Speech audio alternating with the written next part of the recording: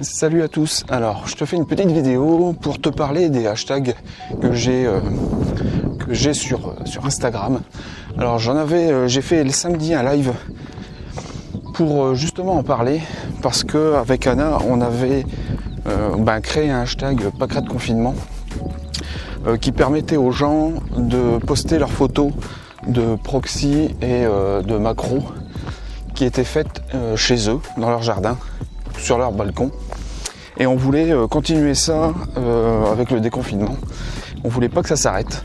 Donc du coup, dans ce live, j'ai expliqué que on allait continuer en mettant une limite un petit peu plus importante sur les photos qu'on pouvait faire chez soi. Et nous avons décidé de laisser 1 km autour de chez soi. Donc le fait est, c'est qu'on continue à faire des images dans notre jardin ou sur notre balcon, mais qu'on peut éventuellement aller à 1 km, parce qu'il y a des gens où ça peut être vraiment un peu compliqué d'avoir quelque chose à photographier chez soi. Et puis dans le même temps, on a créé un deuxième hashtag qui s'appelle IGERS Macro Proxy. Et en fait, ce hashtag va te permettre à poster toutes tes images de macro et de proxy. Alors bien sûr, le thème reste comme Pâquerettes de confinement sur du végétal et sur de l'insecte, bien sûr. On va pas mettre autre chose. Et par contre là, il n'y aura plus de problème de distance. Tout ce que tu peux faire en France ou même ailleurs, toutes ces images seront les bienvenues. Alors, en plus de ça, on va essayer de mettre en place, donc normalement une fois par semaine pour commencer, un système de coups de cœur. Par exemple là, cette semaine, donc ce week-end, ce sera Anna qui mettra ses coups de cœur sur les deux hashtags, donc un coup de cœur par hashtag.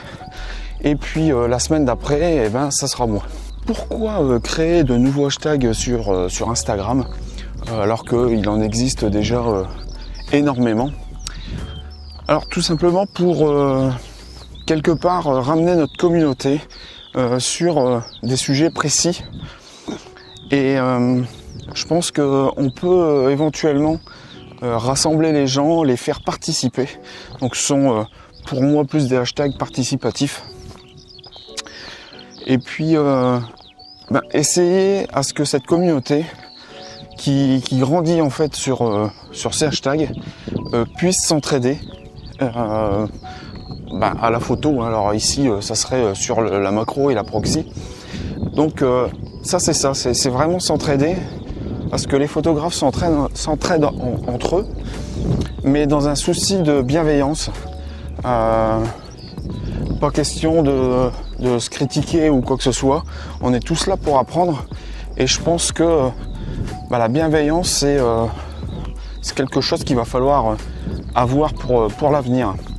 Alors justement, je pense que rassembler les gens sur des hashtags, ça peut peut-être être une bonne solution pour, je vais pas dire fédérer, mais pour essayer de faire réfléchir les gens en tous les cas sur de nouvelles pratiques, de nouvelles réflexions sur notre avenir. Après ce confinement, je pense qu'il y a énormément de choses à faire.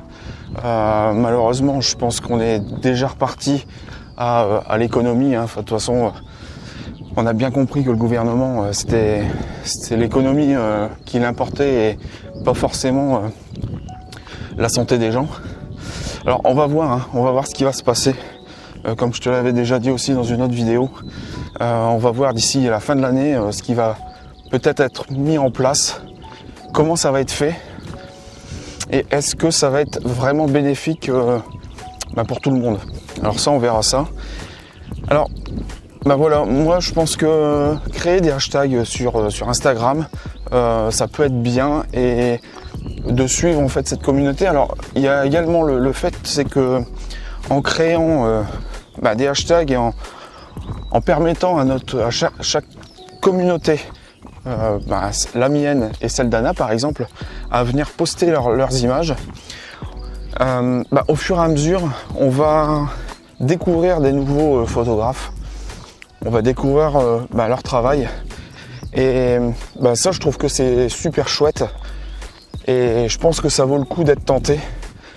Et puis je pense qu'il y a, c'est un petit peu ce qui se fait d'ailleurs sur willphoto@home, le hashtag qui avait été lancé par Agnès et Thomas.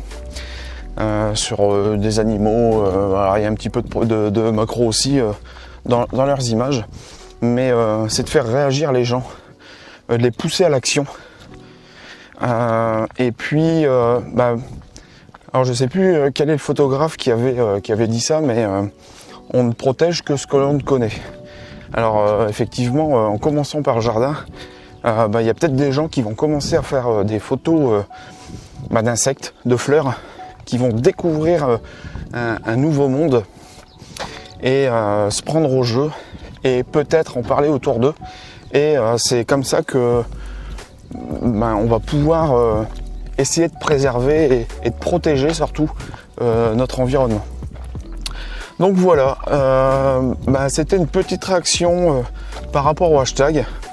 Alors tu verras, tu peux aller sur ma page Instagram, tout est en description, tu auras toutes les indications, et puis on t'attend pour poster tes images, et puis on a hâte de voir en fait ton travail.